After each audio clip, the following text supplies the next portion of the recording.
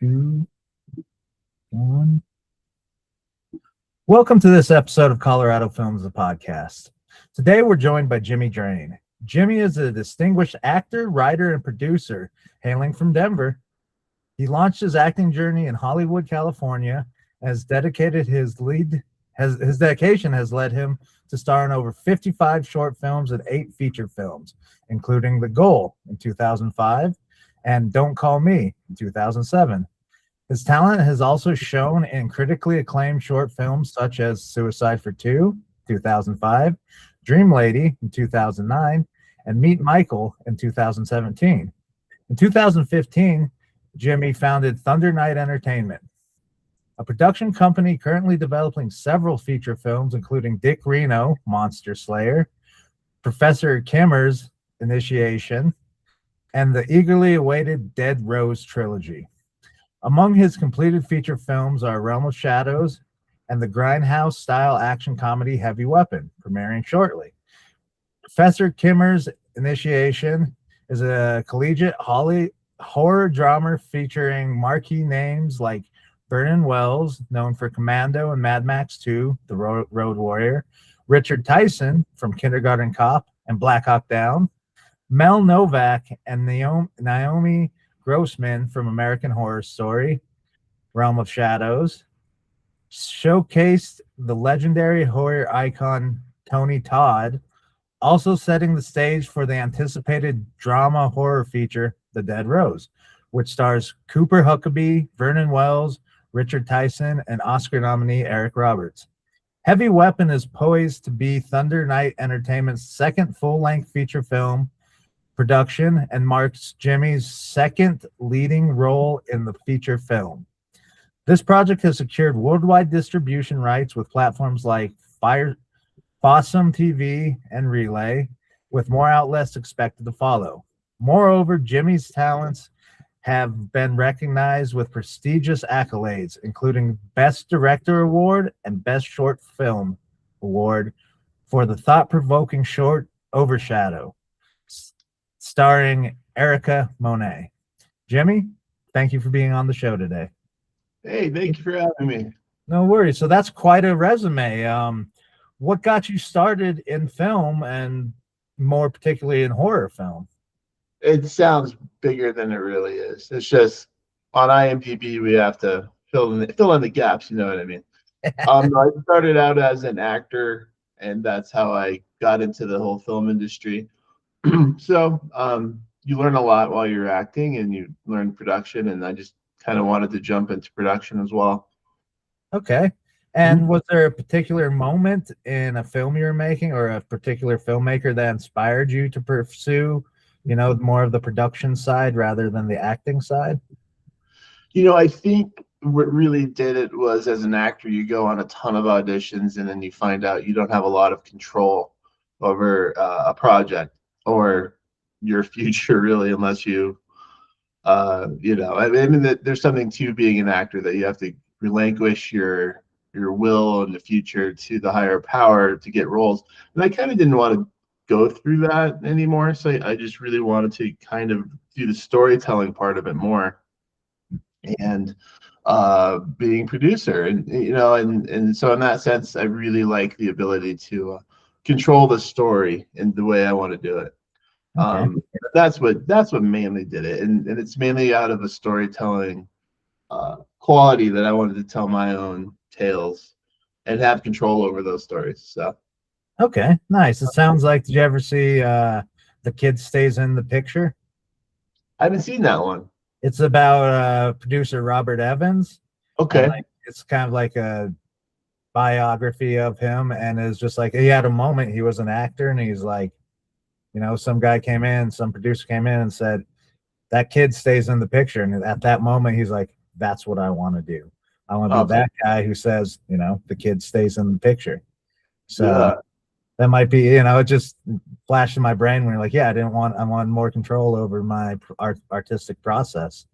And aside from that, which, led you to be productions, what other big lessons did you learn in your early career of acting and in your early days of producing? Well, as an actor, you learn a lot of lessons, and and mainly you're kind of along for the ride, and you're part of the process, but you don't, like I said, you don't have that control.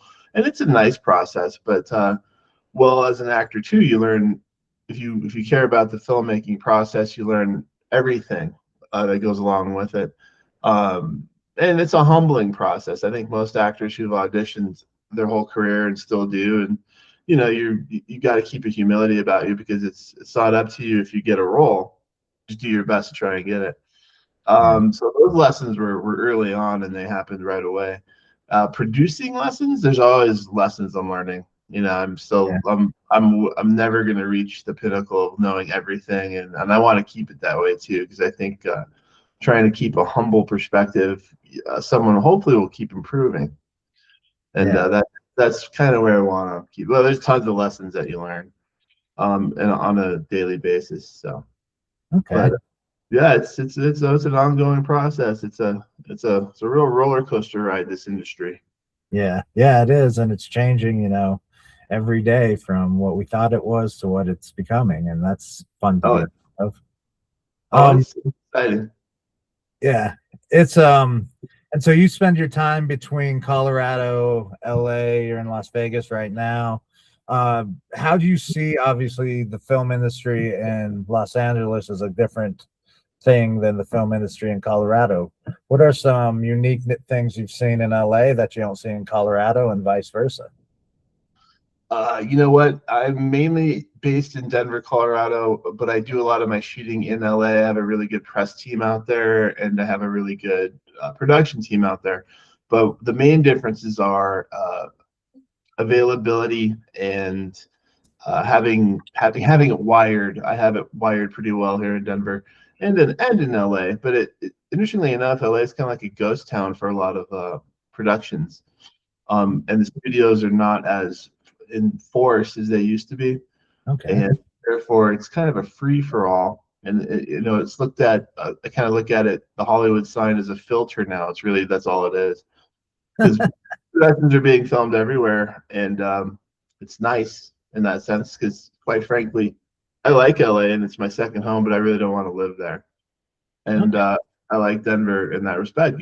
One can live here and survive, and then produce anywhere they want. Yeah. So the main differences are also too, here in Colorado, they kind of look at it as a hobby, and in LA they take it pretty seriously still. So I'm very blessed with a great management team called Williamson Management. I get really good premieres in LA, and I get really good press. And here they kind of look at it as, oh, it's just Jimmy making movies. He's having fun. They don't Nice. really take it seriously, which Yeah. is okay too. But I think our state is picking up an appreciation for the arts and the film industry, and there will be, with the fruition of the film festivals coming to town here, Mhm. like the Robert Redford one. I'm sorry, I'm blanking. Sundance. Sundance will be coming here, Yeah. which is great, and it's going to improve a lot of options here. Boulder's always been open for the artistic side of things, and I really like that too. So I Yeah. mean, it is getting better here, but what's kind of nice about shooting here is that a little bit more freedom, and the locations are great. And Yeah. in LA, it's still fighting the beast of is it viable or financially possible to shoot there as much as it used to. And but as an independent filmmaker, we're pretty lucky. We have no jurisdiction, so to speak. Yeah. And I bring that up because I think, was it Heavy Weapon there where you shot both at the LA Bowl, right? And at Red Rocks? Oh, well, we never really shot there. Those are some effect shots that it looks Oh, like. So yeah, we never shot it at either place. oh, okay. Well, very good effects then. Each full it made me think it. Thank you. Well, that's kind of the nice thing with technology now. Um, no, we try to use as many as real practical locations as we can, but Okay. there's some shots in there that we take advantage of technology. Yeah, no, I mean, it, like I said, I was like, wow, that's pretty cool, along the Yeah. storylines being played in the two amazing places. What was your vision for Thunder Night Entertainment when you first founded it? You didn't want to be an actor. You wanted to be the guy calling the shots. And what was the vision past that? The vision ultimately came down to trying to spread something healthy out there through the film industry, through films. So I mean, there's a lot more to it than munching on popcorn, like a great filmmaker once said. So as a producer, you really have the opportunity to send a positive message or a message of importance in a film, and you do have the opportunity to possibly affect people's lives. So for me, it's that moral and ethical element there, that responsibility and the ability to potentially help a group of people look at things differently, perhaps, or not in your face try and preach to them, but to affect their thoughts and views on things.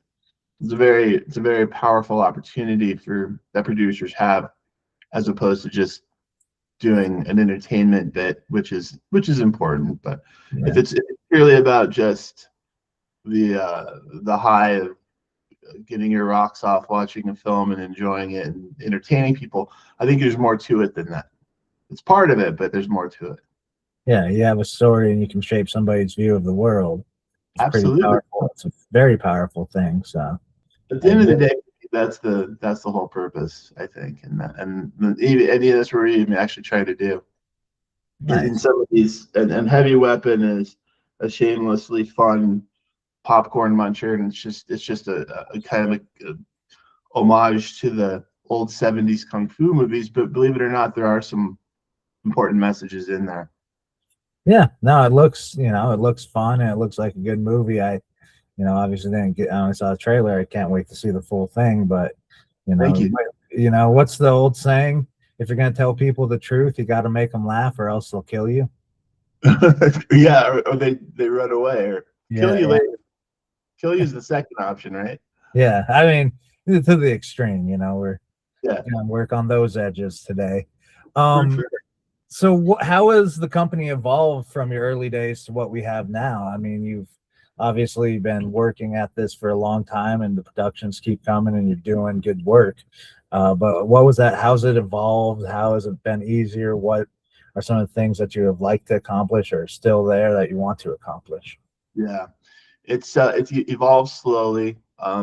Each project we try to have a larger release for and a larger production. It all kind of really changed and pretty much solidified for me when we worked with Tony Todd on Realm of Shadows, and we were able to work with him and get the film released. Getting a first film released is kind of difficult, but once that's done, it seems to be that your second film, which is Heavy Weapon, will be my second, is a little easier to get off the ground versus your first time.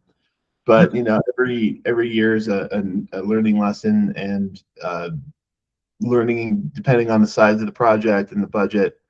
So it's a constant adapting kind of thing, where one can never say that they're at the peak, especially with the history of this industry. So I hopefully will always be working on something and trying to strive to outdo myself from the last one. Nice. But there's the challenges are just for an independent filmmaker to try and get a small budget film released in the biggest fashion possible. That's probably the biggest challenge. Okay. That of course comes down to trying to make a film that people will want to see and they enjoy, which is at the end of the day the most important thing. So yeah. Oh, and so with Realm of Shadows, that combines multiple stories into a larger narrative. What drew you to the anthology format? I didn't plan on doing an anthology, but I had 6 pretty strong short films that got acclaim that kind of borderlined on the Twilight Zone kind of thing. Okay. So I put those together in an anthology, and I didn't want people to not see the film that I worked on with Tony, which he did a really good job, and he plays a good guy in this, and he plays a Catholic priest, and I think it's the only film he's ever been in where he plays a priest. Okay. So I wanted people to see his performance, and it got good acclaim. The horror crowd hated it because there wasn't heads being chopped off or blood splattered every 5 seconds. But the Twilight Zone suspense people really liked it. Okay.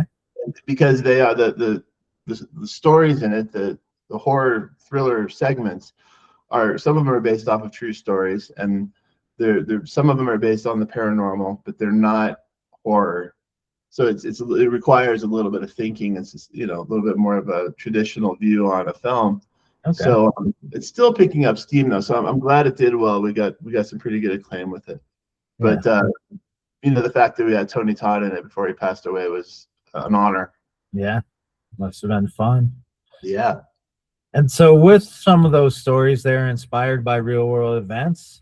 How do you balance fact and fiction when adapting those ideas? It's a combination of combining an artistic approach to make the story kind of plausible. For instance, one of the segments in Realm of Shadows is based off of a radio show call that really took place in the 60s about a woman who joined a satanic cult. And to do so, the initiation process was pretty ghastly. She had to kill her child and do something else, which is, I'll let you guys watch the film and see if you pick it up. But to do that properly, I had to be kind of artistically judicious about it and do it in a way where it's easier to digest, as opposed to showing the grisly reality of it. So that's the power of film. You can do that and make it look like more of a, maybe possibly with a music video approach to a ghastly story that is a little bit more easier to digest, I think. Okay. But that gave me a wonderful opportunity to put those elements through a film and tell a really kind of scary true life story, which probably a person wouldn't believe if they had heard you talk about it. Yeah. And so that's what Realm of Shadows is. There's 6 pretty strong stories, and the one that seemed to get the most acclaim was the one about the woman who killed her child, and she regrets it, of course. But that's the incredible true story of her joining this cult, this satanic cult. Yeah. Exposed that a little bit in the film. Okay. Yeah, it's something that what viewers and listeners will have to go check out. It seems like you did a great job with that, and you assembled some casts, that include Tony Todd, Vernon Wells, Richard Tyson, Lauren Matthews, and others. How did these collaborations come together? I mean, obviously it's not ABC, so how did that happen? Oh, it's basically one at a time. It's that's why it takes a while. I'm hoping to get to a point where we can do it a lot faster. But we like to have a decent sized name in all of our productions, and someone that people at least can recognize. Mm-hmm. And so Vernon Wells, for me, was a legend from the Road Warrior and Commando, of course. A lot of younger people are like, who is this guy? Well, regardless of that, he's just great for a villain role, and he's got a very menacing quality about him, and he's a legend in my book. Richard Tyson's a fantastic actor, and we're hoping to do a spin-off series with him and Vernon playing the main bad guys and partners. Oh, But though, so for our next movie, Professor Kimmer's Initiation, we have Vernon and Richard, but we also have American Horror Stories Naomi Grossman, and she plays the lead witch of a coven. okay. And so it's an honor to work with these people. We just signed Frank Stallone, which is Sly's brother, for the Dead Rose. He'll be in a scene with Eric Roberts. Nice. So the idea is, in case, just for distribution reasons, it can't hurt to have a good sized name in a project. Yeah. It's not necessarily needed anymore, but we kind of want to do that. Yeah, like you said, it can't hurt. Yeah. And so now looking at it from the other end, you were an actor becoming producer. As a producer, was there any advice that stuck with you from these, actors, from these big actors who have done this for a long time and have made careers out of it? Advice. They give you advice in their own ways. Like, I took Tony Todd back to the airport where we shot with him, so we got about an hour's long talk about life, and he didn't really give advice. He just kind of reminded us how lucky we are in today's times for actors anyway. He used to have to climb up flights of stairs in New York City to pass his headshot out and his resume, And now we have emails and we can just shoot over a picture on a text. He really had to, in those days, he really had to fight for a role, and he always kept fighting. He was a very, very diligent actor. So I think the lessons I learned for some of these older stars and legends were, take advantage of the time we have here and the technology, and don't take it for granted, because these guys were working in an era where before emails and films were really hard to get off the ground. Now we can put a trailer up anytime we want on YouTube, and in those days a trailer had to be approved through a distributor, and it was all on film. So, they didn't really go out of their way to give me a ton of advice, but they reminded me of how blessed we are with our opportunities now to get our stories out there. Yeah, nice. And so you describe your work and your stories as reality horror. I think we kind of touched on this. You take actual, things that have happened and turn them on their side. But what does reality horror mean to you specifically? Horror stories that are based off of true life stories, I think. So, Dick Rito Monster Slayer is a future project that we're doing that will kind of get into fantasy horror with the Universal monsters, and Eric Roberts is involved with that one. But the Dead Rose is essentially kind of like Mad Max meets Rosemary's Baby. It's a vigilante story about a guy who infiltrates a satanic cult. So like horror reality for me is those elements, like murder stories or cults or great crime stories. I'm just more interested in those than I am fantasy horror. I mean, I love zombie films and I love the other ones, but I'm more of a like reality. Yeah, like Truman Capote. Yeah. In Cold Blood, like that was, that was a real one. Mafia story, right? No, that was In Cold Blood was two people that murdered a family out on Kansas. Like it was just right over the border in Kansas too. And two people murdered them. Capote went and talked with the assailants, and one of them was not the, how he painted it. One was like the George, and one was like the Lenny. Like one guy was the smart guy, and he was the mastermind, and the other guy was just the muscle. But it was really, it was a really well painted story. Is a true story, and he had his true elements, but it wasn't a biography or any nonfiction. It's like it was a story that Truman Capote like really blurred that line from, is this nonfiction or is this Truman Capote's storytelling of it? And like how Capote reacted to the two characters, the two gentlemen who did this horrific murder, or like that's where I think that where it blurred the line between, okay, now he's making this guy look good rather than this guy. They both murdered a bunch of people, but some guys are less culpable in the story. So, that's cool.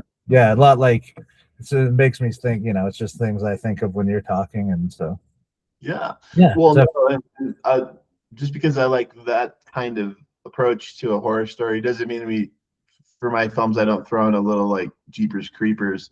In the Realm of Shadows, the main character is battling a demon, so we see that demon come out a little bit. So there's some mythical approaches from time to time, but we want to keep it as real as possible. Yeah, that makes sense. So, as an independent filmmaker, it requires you wearing many hats: directing, producing, writing, and acting.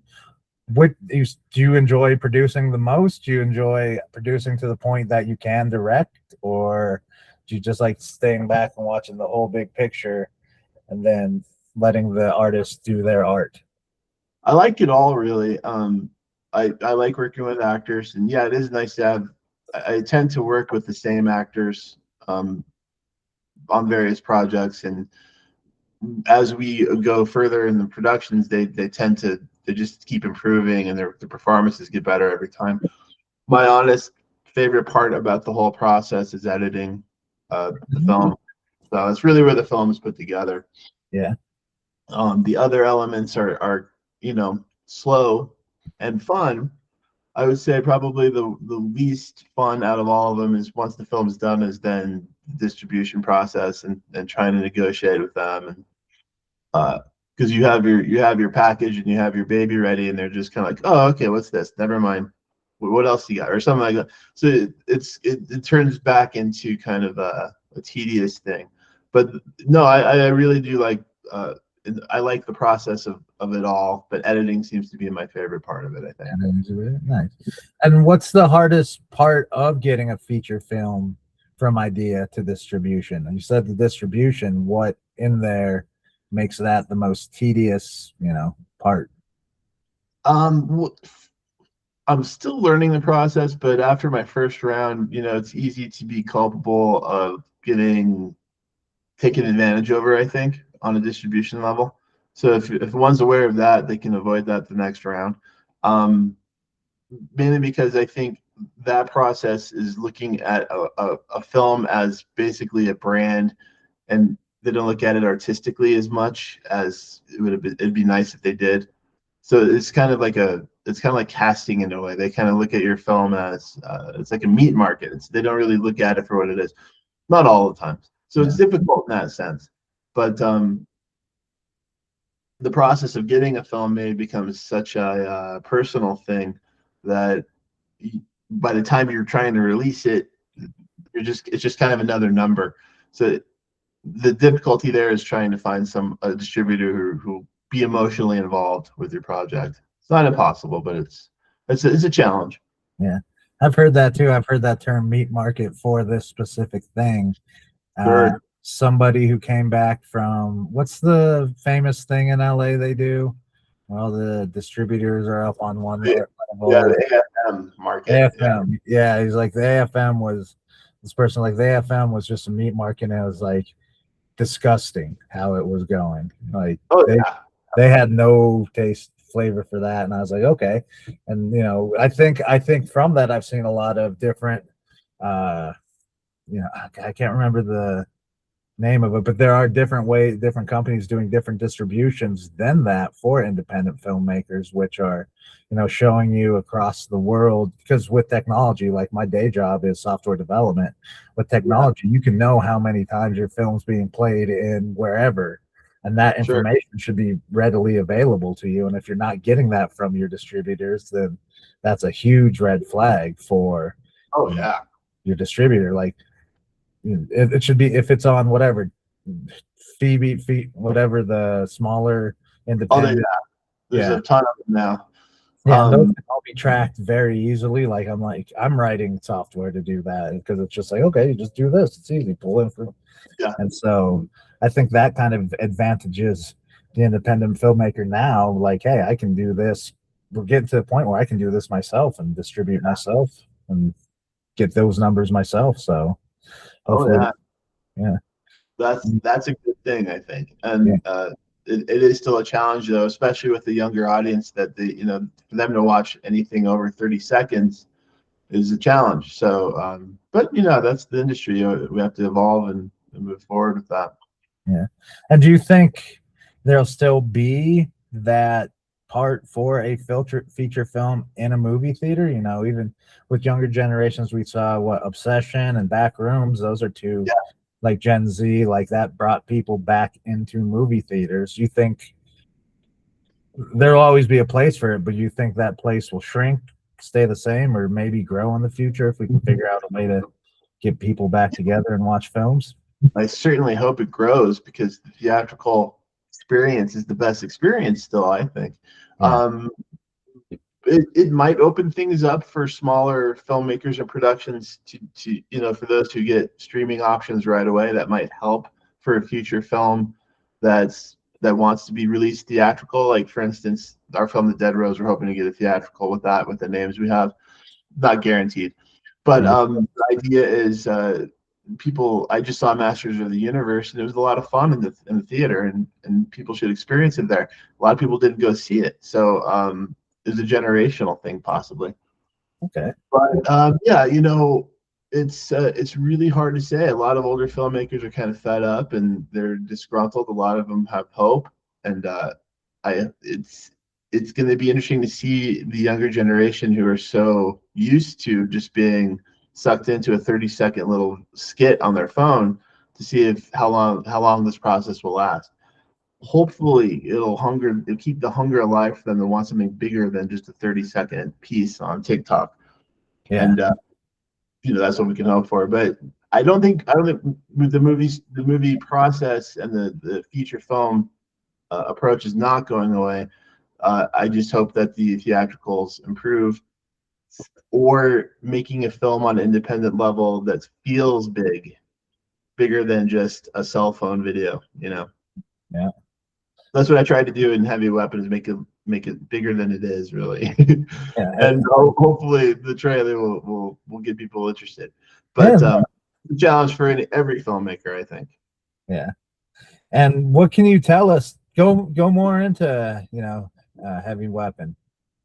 Okay. Tell us about what the process of that film, why you did a double feature on it, and Yep. kind of the homage, because I saw Grindhouse, kind of that, and that put right. Yeah, Grindhouse. It was not intentionally trying to be a Grindhouse film or a double feature at first. Okay. It was mainly the comedy of the two of them is called Shoot from the Hip, Rise of the Phantom, and I just wanted to make a film that was kind of an homage to the old 70s and 80s kung fu films. So it throws people a little bit because when they first see it, the voices are off and there's choppy sound effects and there's Grindhouse film effects, but it's funny in that sense. Like I love watching bad movies. So it never started out as a double feature idea, but I had two good stories. That one was kind of a horror thriller and the other one was a funny comedy, and I put them together. Ultimately, Shoot from the Hip, Rise of the Phantom is the finale of the two, and it's the kung fu homage action movie. Okay. And even have a homage to that for the worst movie, the so-called worst movie ever made, which is Manos Hands of Fate. Okay.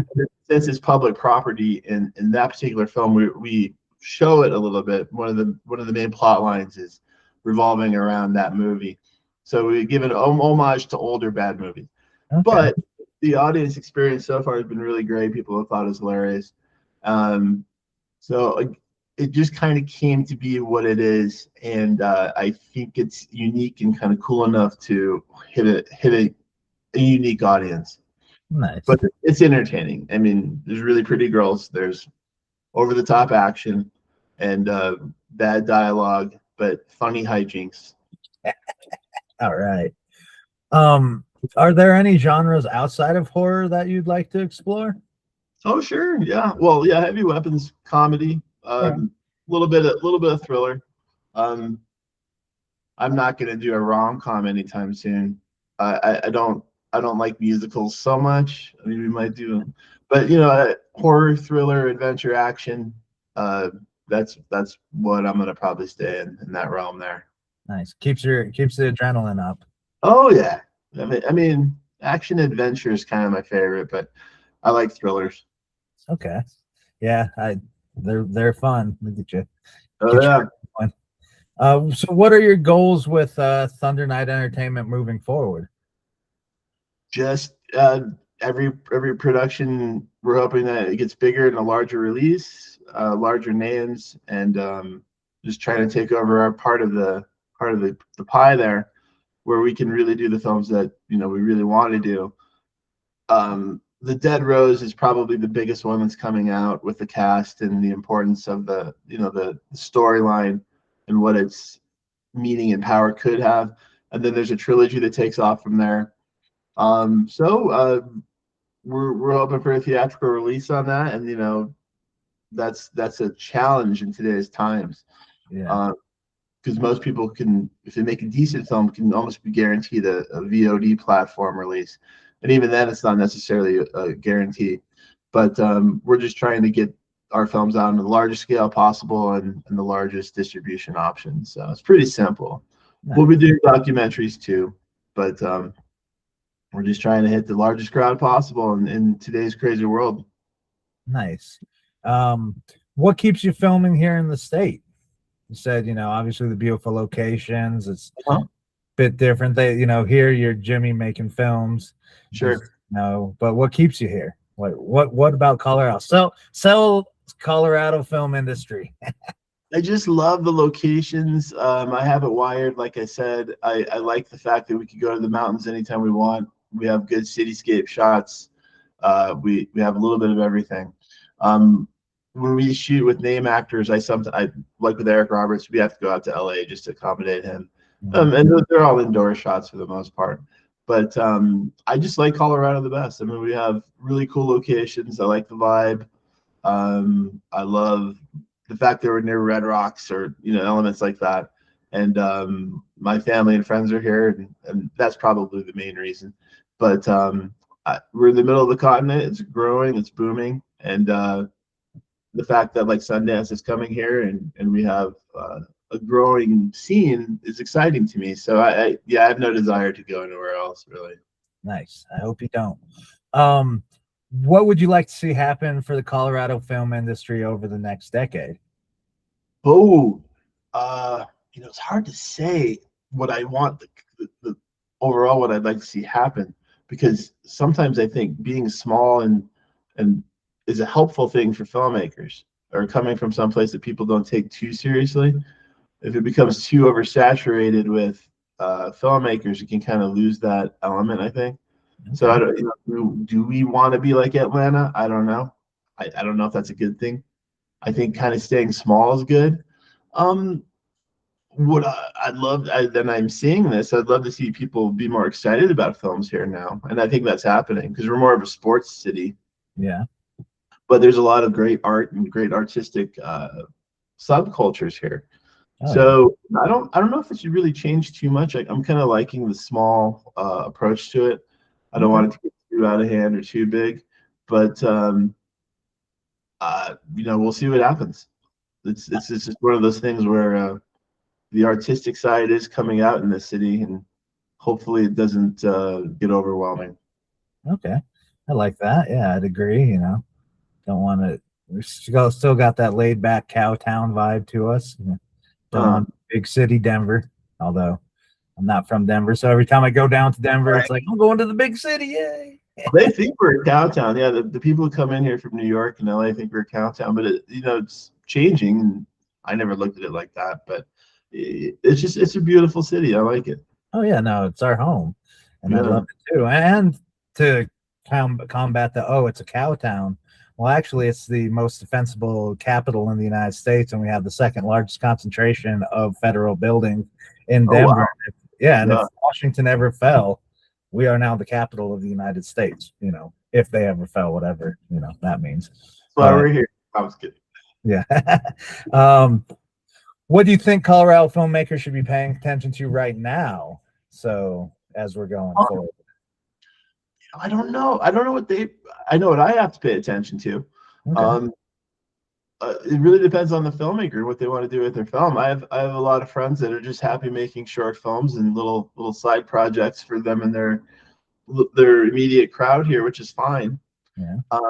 I would say, like everything else in the industry, is to pay attention to everything that's going on. In general, because it's changing so much and so fast. Who knows what's going to happen? There's so many platforms now. Which ones are going to last? Which ones are going to stay?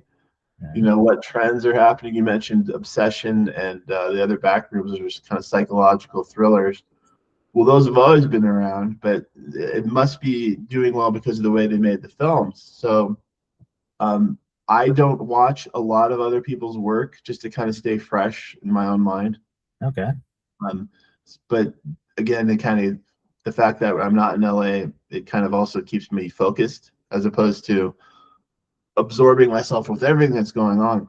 So my advice, I think, just as on an artistic level for everybody, is just to stay on your own path.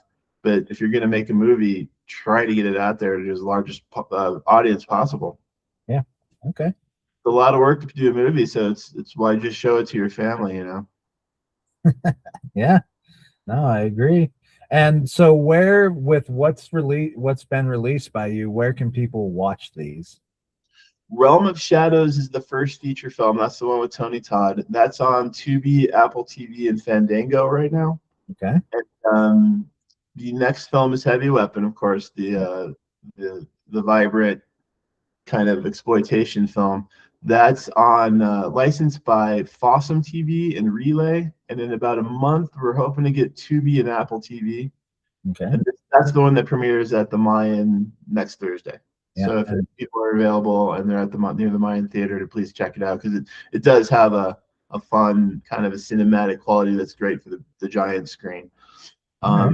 Then the next one after this one is about the professor who battles the witches, and that's called Professor Kimmer's Initiation.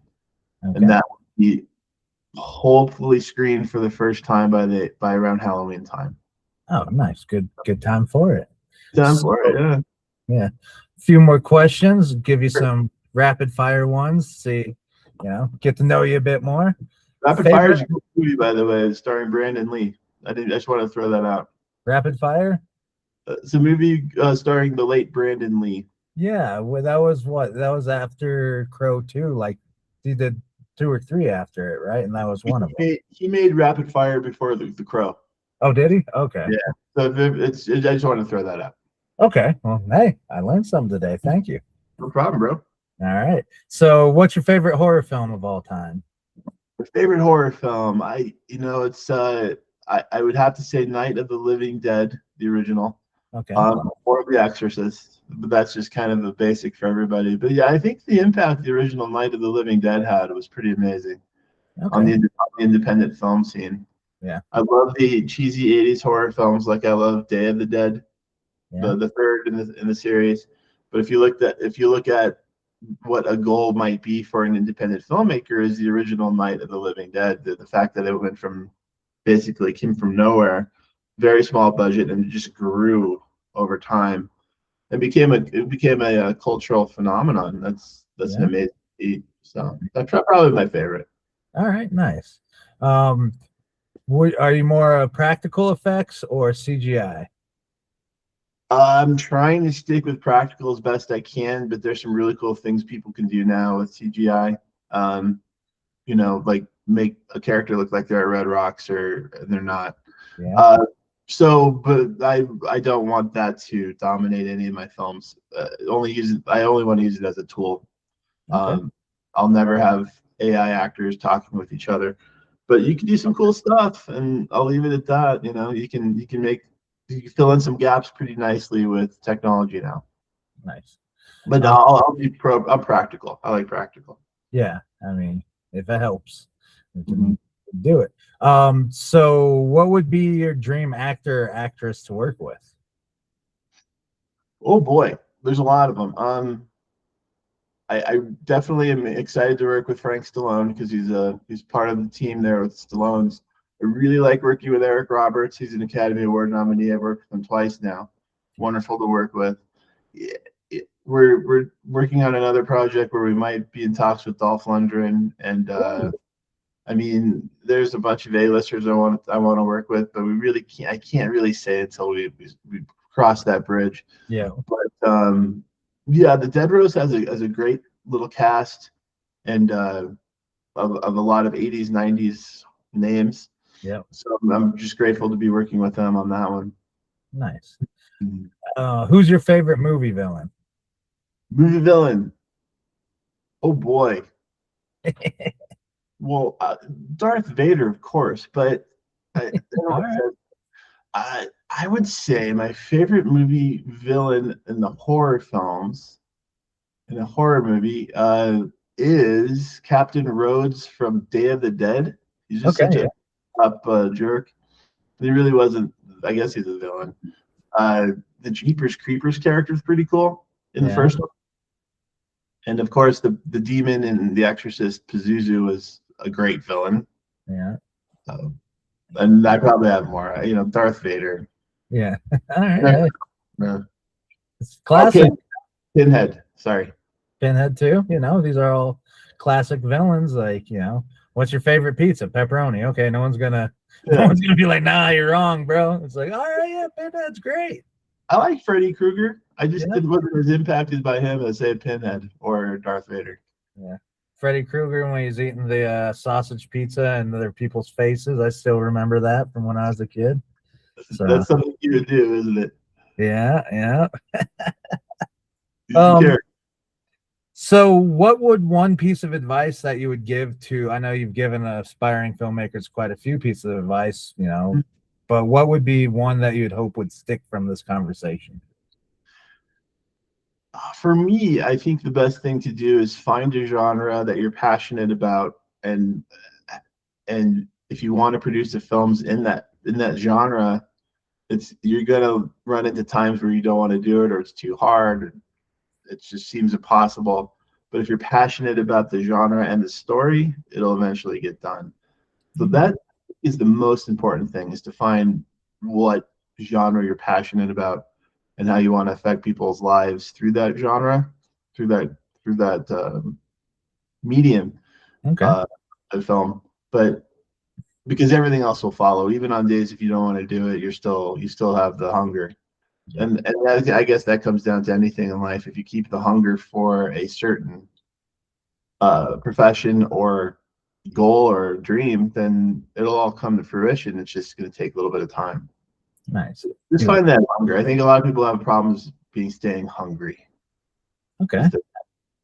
Yeah, I like that. Is there anything else you'd like to let the audience know before we wrap up? Obviously, show up next Thursday. I'll be there at the Mayan. We'll be. Yeah, that's it. Yeah, I mean, wishing the world well and many blessings, and to just never give up. That's the whole thing. Heck yeah, Jimmy. I like that. Thank you, sir. Well, thank you for being on the show. Thank you for letting our audience listen to you and learn a little bit more about filmmaking. Have a good day. I'm still learning too. I appreciate you. Yeah, I'm not hanging up. I'm just gonna stop. Once I get this back, I'll just stop recording and cut it at the end. Stop.